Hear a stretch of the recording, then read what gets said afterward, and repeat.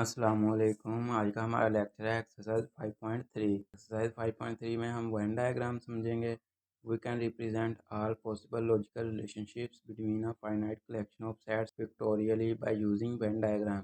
When diagram को हम एक फाइनाइट कलेक्शन ऑफ सेट्स के दरमियान जो भी लॉजिकल रिलेशंस होते हैं उनको हम ज़ाहिर करने के लिए इस्तेमाल कर सकते हैं। In Venn diagram, the element of sets are enclosed within closed curve and the universal set represented by a rectangle. Venn diagram में हम sets के elements को closed curve जो कि सर्कल या ओवल शेप की होगी उसमें लिखते हैं और यूनिवर्सल सेट को हम रेक्टेंगल के साथ रिप्रेजेंट करते हैं। फॉर एग्जांपल ये हमारे पास एक यूनिवर्सल सेट U है जो कि रेक्टेंगल में लिखा गया है और ये जो सेट ए बी सी हैं ये हमने कर्व शक्ल में लिखे हैं और उनमें एलिमेंट्स लिख दिए हैं इन सेट्स के। यू हमारे पास जो सेट है वो all students of grade 4 to 6 and teaching staff. जो सेट यू है वो ग्रेड 4 से 6 के तमाम स्टूडेंट्स और टीचिंग स्टाफ को कंटेन करता है। और जो सेट ए है उसमें ग्रेड 4 के स्टूडेंट्स हैं जो कि सबा और रिता हैं। ग्रेड 5 के स्टूडेंट्स बी में हैं और वो हैं हादी, खालिद और अली। और इसी तरह ग्रेड 6 के जो स्टूडेंट्स हैं वो राबिया, सलमा, इर्जा, सना सी में हैं। और जो टीचर्स हैं उसको हमने यूनिवर्सल सेट में लिखा है। और ये जो स्कूल है ये हमने लिखा है कि हमारे पास यूनिवर्सल सेट क्या है। तो सादा लफ्जों में वेन डायग्राम हम इसलिए यूज करते हैं कि हम सेट्स के दरमियान जो भी रिलेशनशिप्स हों उनको शक्ल बनाकर आसानी के साथ समझ सकें, क्योंकि हम जब भी हम किसी शक्ल के जरिए समझते हैं चीज़ों को तो हमें आसानी से समझ आ जाती है। जैसे कि यहाँ पे रेक्टेंगल में हमने यूनिवर्सल सेट ले लिया है और ये जो सर्कल्स हैं ये इसके सबसेट्स हैं। नेक्स्ट है representation of sets through Venn diagram. Sets को हम वेन डायग्राम के जरिए रिप्रेजेंट करना सीखेंगे एग्जांपल के जरिए। If u is equal to this set and a is equal to 1 4 9, then draw a Venn diagram to represent the sets u and a. Also write the cardinal number of each set. हमारे पास दो sets given है u और a। u जो है हमारे पास वो universal set है और a सबसेट है u का। तो इसको हमने वेन डायग्राम के जरिए रिप्रेजेंट करना है। सॉल्यूशन है हमारे पास u हमने यूनिवर्सल सेट ले लिया। u में एलिमेंट्स थे 1 2 3 सो ऑन 12 और a सबसेट है u का। तो a में एलिमेंट्स थे 1 4 9, उसको हमने क्लोज कर्व सर्कल में लिख लिया है 1 4 9 उसके एलिमेंट्स हैं। ये सेट a है और अब जब हमने ये एलिमेंट्स ए के यू में से निकाल के इसमें लिख लिए तो बाकी जो एलिमेंट्स यू के बचे वो 2 3 5 6 7 8 10 11 12 ये हमने यू में लिख दिए। इसलिए वेन डायग्राम आसान है कि हमने ए के जो भी सेट थे वो सर्कल में लिख लिए हैं और उन एलिमेंट्स को यू में से निकाल कर बाकी जो बचे उन सबको यहाँ पे यूनिवर्सल सेट के रेक्टेंगल में लिख दिया। और नेक्स्ट में पूछा था कि कार्डिनल नंबर बताना है हमने इस सेट के। तो सेट ए में जो नंबर्स आए हैं वो 1 2 3 तीन नंबर्स हैं, तीन एलिमेंट्स हैं। तो कार्डिनलिटी ऑफ ए होगी हमारे पास 3। जो सेट यू में एलिमेंट्स हुए हैं वो 1 2 3 से 12 एलिमेंट्स हैं। तो कार्डिनलिटी ऑफ यू इज़ 12। ये हमने पढ़ी थी कि सेट्स को हम वेन डायग्राम में किस तरह रिप्रेजेंट करते हैं।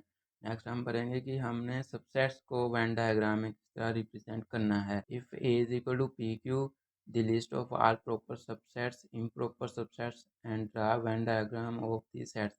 हमारे पास एक सेट ए गिवन है, हमने इसके प्रॉपर सबसेट्स लिखने हैं, इम्प्रॉपर सबसेट्स लिखने हैं। उन सेट्स को हमने वेन डायग्राम के ज़रिए ड्रा करना है।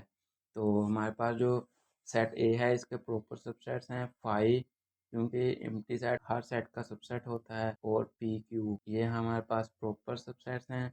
ये पी क्यू कहाँ से आया, या इसी सेट में से आया है। फॉर एग्जांपल हमने पहले एक एलिमेंट ले लिया पी और पी इस ए का सबसेट है क्योंकि पी ए में कंटेन कर रहा है। और इसी तरह क्यू ले लिया फिर हमने। और इम्प्रॉपर सबसेट्स क्या होते हैं कि वो ओरिजिनल सेट के इक्वल हों, तो हमने सेट ए को यहाँ पे ऐसे ही लिख लिया। और ये हमारे पास प्रॉपर और इम्प्रॉपर सबसेट्स आ गए। अब इनको वेन डायग्राम के ज़रिए शो करना है हमने। तो सबसे पहले हम 5 को शो करेंगे। 5 हमारे पास ऐसा एम्प्टी सेट होता है जिसमें कोई भी एलिमेंट ना हो। तो ये हमने यूनिवर्सल सेट ए ले लिया और उसमें एक सर्कल बना लिया जो कि एम्प्टी सेट को डिनोट कर रहा है क्योंकि उसमें कोई भी एलिमेंट नहीं है और सेट ए में पी क्यू है। और दूसरी वेन डायग्राम में हमने इस सबसेट को डिनोट किया है पी को, और जो यूनिवर्सल सेट है उसमें क्यू एलिमेंट है क्योंकि ए का एलिमेंट पी जो था वो इस सबसेट में चला गया है, इसलिए सिर्फ क्यू लिखेंगे हम। और तीसरी वेन डायग्राम में हम क्यू सबसेट को डिनोट करेंगे और यूनिवर्सल सेट में सिर्फ पी रह जाएगा। और चौथी डायग्राम में हमने यूनिवर्सल सेट लिखना था इम्प्रॉपर सबसेट का, और इम्प्रॉपर सबसेट में पी क्यू एलिमेंट्स थे वो हमने इस सर्कल में लिख दिए हैं, और यूनिवर्सल सेट ये बाहर आ गया। नेक्स्ट हमारे पास क्वेश्चन है, it is given that u is equal to set of natural numbers less than 15, a is equal to set of natural numbers between 6 and 11, and b is equal to set of even prime numbers.